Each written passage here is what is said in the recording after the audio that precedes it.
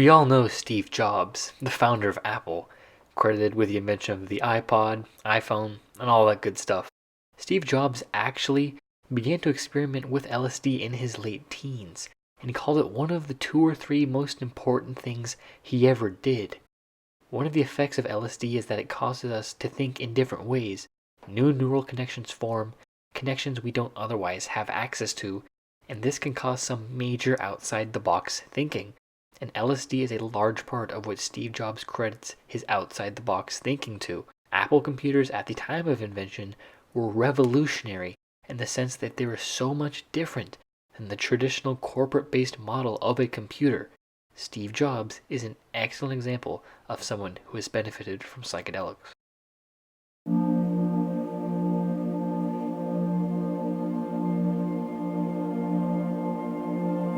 You see this familiar looking triangle? This is the hierarchy of needs. Maslow's hierarchy of needs. You probably have seen it in your high school or college psychology class, but anyway, the guy who invented it appears to have been a psychedelic user himself. Although Maslow did not openly admit he took psychedelics, his endorsement of magic mushrooms is fairly obvious, and it appears that he is coming from personal experience. Maslow claimed that, in the right people and in the right circumstances, LSD and psilocybin mushrooms can have immensely positive impacts on the user, and he was also interested in exploring the possibility of a private, personal psychedelic practice in order to study the birth of illumination or revelation.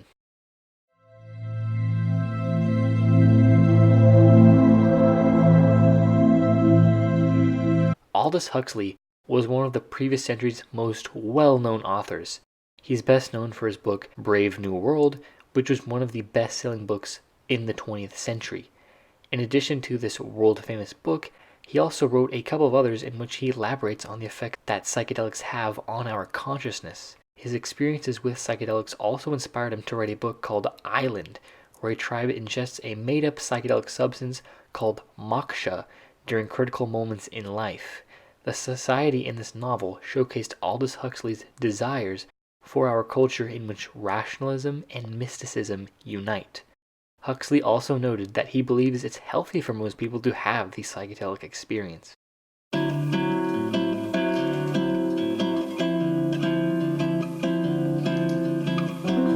We all know them.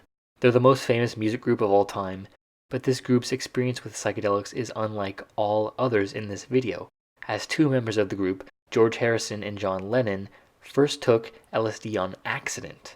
Their dentist had slipped it to them in coffee after a private dinner party, and LSD seemed to have a particularly profound effect on George. As he quoted, "We just sat down and ordered our drinks, when suddenly I feel the most incredible feeling come over me. It was something like a very concentrated version of the best feeling I'd ever had in my whole life. It was fantastic. I felt in love. Not with anything or anybody in particular, but with everything. Everything was perfect in a perfect light, and I had an overwhelming desire to go around the club telling everybody how much I loved them, people I'd never seen before." George also later noted that he believed that the experience had brought him and John much closer together, saying he felt closer to John than any other members of the group. LSD also seemed to have an impact on their music the Beatles produced as well. Their songs Day Tripper and Tomorrow Never Knows have very seemingly psychedelic lyrics, and some of the lyrics from Tomorrow Never Knows features words adapted from a 1964 book titled The Psychedelic Experience.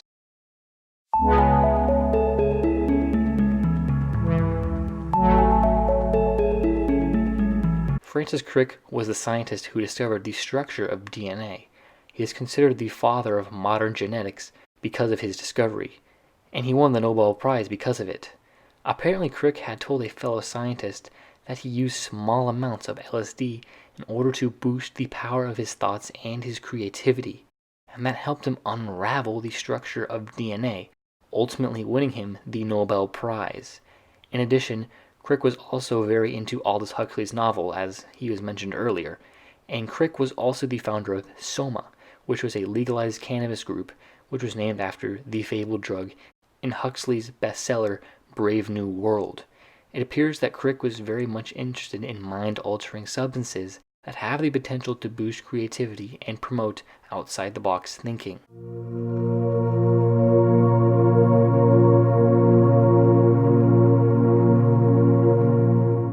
Sam Harris is a famous neuroscientist, author, and philosopher.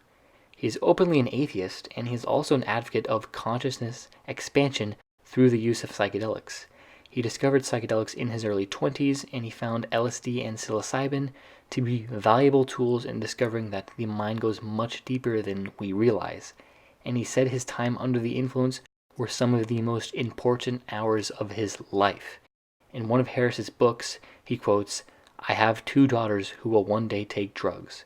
Of course, I will do everything in my power to see that they choose their drugs wisely, but a life lived entirely without drugs is neither foreseeable nor, I think, desirable. I hope they someday enjoy a morning cup of tea or coffee as much as I do. If they drink alcohol as adults, as they probably will, I will encourage them to do it safely. If they choose to smoke marijuana, I will urge moderation. Tobacco should be shunned, and I will do everything within the bounds of decent parenting to steer them away from it. Needless to say, if I knew that either of my daughters would eventually develop a fondness for methamphetamine or crack cocaine, I might never sleep again. But if they don't try a psychedelic like psilocybin or LSD at least once in their adult lives, I will wonder whether they had missed one of the most important rites of passage a human being can experience."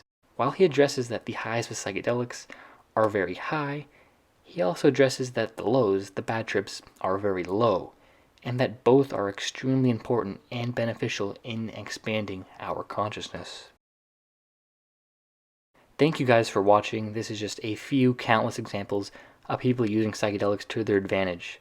If you're still here, I would love it if you dropped a like. It helps promote my content so more people can see it. And if you haven't yet, it would be awesome if you subscribed. I got so many plans coming in 2020.